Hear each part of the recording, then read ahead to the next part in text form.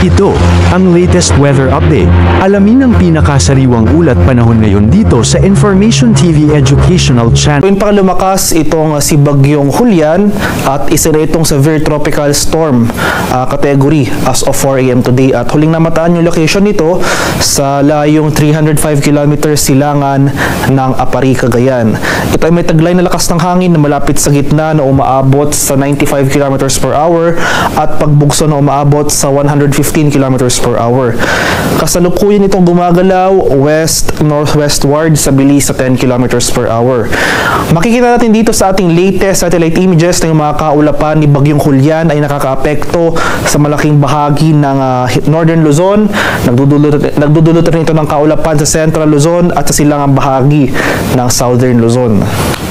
At ngayong umaga, as of 5 AM today, nagtasa tayo ng tropical cyclone wind signal number 2 sa northeastern portion ng Milan, Cagayan, sa bayan yan ng Santa Ana, at sa eastern portion ng Bubuyan Island, sa mga isla ng Camiguin at Babuyan.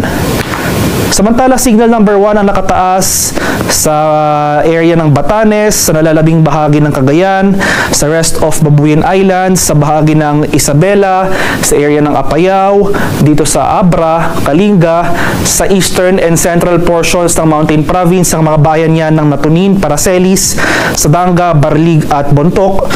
May signal number 1 na rin dito sa eastern portion ng Ifugao, sa mga bayan ng Aguinaldo, Alfonso Lista at Mayoyaw. Signal number 1 na rin nakataas sa area ng Ilocos Norte, sa northern portion ng Ilocos Sur, sa mga bayan ng Sinait, Cabugao, San Juan, Magsingal, Santo Domingo, Bantay, San Ildefonso at San Vicente.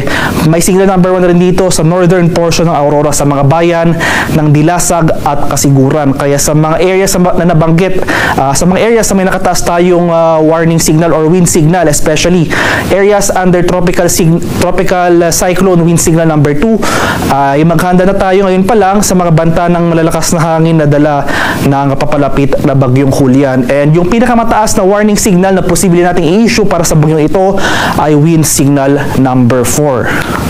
At ito nga yung ating latest track and intensity forecast para kay severe tropical storm Julian.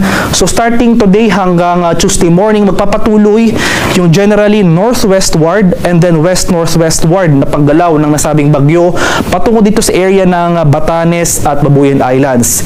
And then Tuesday afternoon onwards, throughout the rest of the forecast period, ay magiging pahilaga na yung galaw ng nasabing bagyo and then northeastward patungo dito sa karagatan sa silangang bahagi ng Taiwan, malapit dito sa northern boundary ng ating Philippine Area of Responsibility. At mataas na nga yung tsansa ng landfall o yung close approach scenario natin. Ganoon pa rin ating tinitingnan na scenario sa ngayon. Posibleng maglandfall ito or lumapit ng bahagya yung sentro ng bagyo dito sa area ng Batanes at Babuyan Islands. Posible yan bukas. So mataas yung tsansa ng landfall sa areas na ito tomorrow. And then this evening or so ngayong gabi hanggang bukas sa madaling araw, inasahan natin yung patuloy na paglakas si Bagyong Julian into a typhoon category at mataas nga yung chance ng rapid intensification sa mga susunod na araw, kaya hindi natin tinatanggal yung posibilidad na maging isang ganap na super typhoon itong si Bagyong Julian sa mga susunod na araw.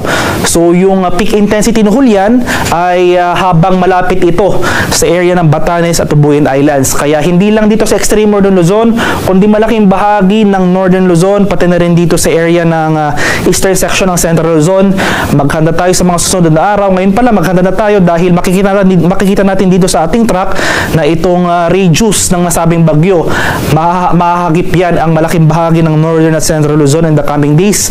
Asahan natin ang malalakas na bugso ng hangin at matitinding buhos ng ulan, especially dito sa northern Luzon area.